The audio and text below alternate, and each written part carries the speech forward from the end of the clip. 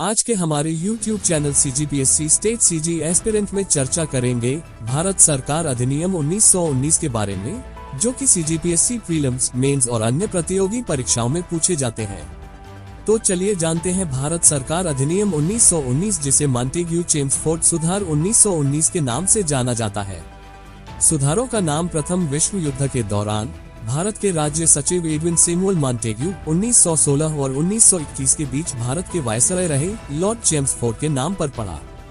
इसे भारत सरकार अधिनियम का आधार 1919 के आधार पर बनाया गया था।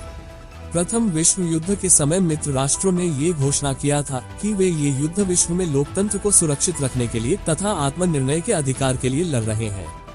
इसी कारण भारतीयों ने भी ब्रिटिश सरकार को इस युद्ध में अपना पूर्ण सहयोग प्रदान किया था।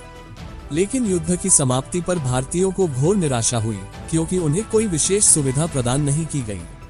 युद्ध के दौरान ही होम रूल आंदोलन आरंभ हो गया। कांग्रेस और मुस्लिम लीग में भी समझौता हो गया।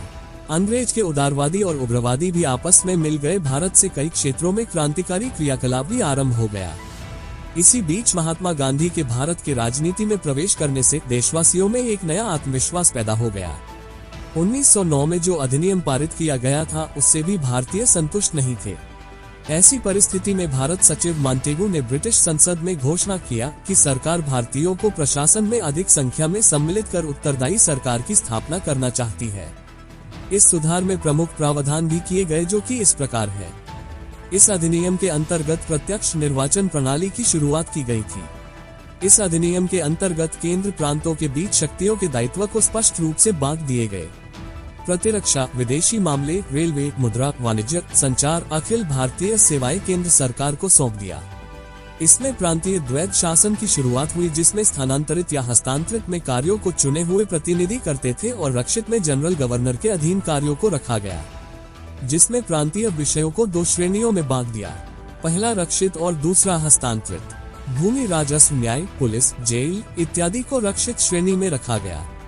कृषि, उद्योग, शिक्षा, स्वास्थ्य आदि को स्थानांतरित क्षेत्र में रखा गया। रक्षित श्रेणी के कारण प्रांतों में दोहरे शासन की व्यवस्था आरंभ हुई। 1919 ईस्वी के अधिनियम अनुसार पहली बार केंद्रीय विधायिका में 2 सदन कर दिए गए, जिसमें उच्च सदन को राज्यसभा और निम्न सदन को लोकसभा कहा जाता था।